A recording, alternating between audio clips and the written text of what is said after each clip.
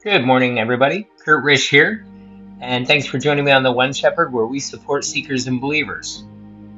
Today we are continuing with our Old Testament reading of Genesis chapter 38. It came to pass at that time that Judah departed from his brothers and visited a certain Adullamite, whose name was Hira. And Judah saw there a daughter of a certain Canaanite, whose name was Shua, and he married her and went into her. So she conceived and bore a son, and he called his name She conceived again and bore a son, and she called his name Onan. And she conceived yet again and bore a son, and called his name Shelah. He was at Chezib when she bore him. Then Judah took a wife for his firstborn, and her name was Tamar. But Judah's firstborn was wicked in the sight of the Lord, and the Lord killed him. And Judah said to Onan, "Go into your brother's wife and marry her, and raise up an heir to your brother." But Onan knew that their heir would not be his. And it came to pass, when he went to his brother's wife, that he emitted on the ground, lest he should give an heir to his brother. And the thing which he did displeased the Lord, therefore he killed him also. Then Judah said to Tamar, his daughter-in-law, "Remain a widow in your father's house till my son Shelah is grown." For he said, lest he also die, like his brothers. And Tamar went and dwelt in her father's house.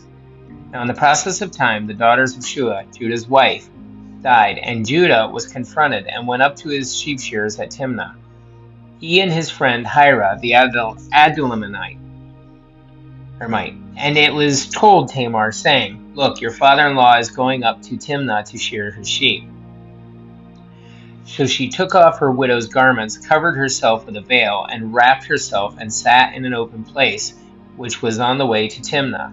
For she saw that Shelah was grown, and she was not given to him as a wife. When Judah saw her, he thought she was a harlot, because she had covered her face.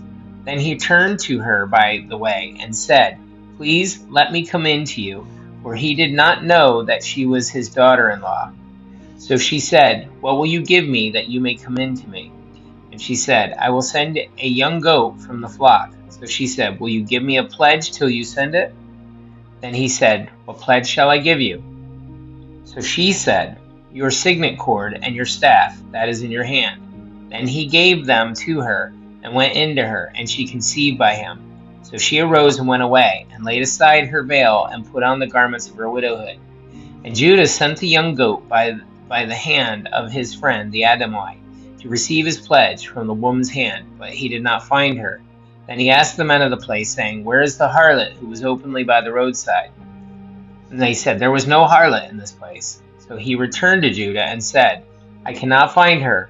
Also the men of the place said, "There was no harlot in this place." Then Judah said, "Let her take from them for herself, lest we be ashamed, for I sent this young goat, and you have not found her." And it came to pass about 3 months after that Judah was told, saying, "Tamar, your daughter-in-law, was played the harlot. Furthermore, she is with child by harlotry." So Judah said, "Bring her out and let her be burned." When she was brought out, she sent to her father-in-law, saying, "By the man to whom these belong, I am with child."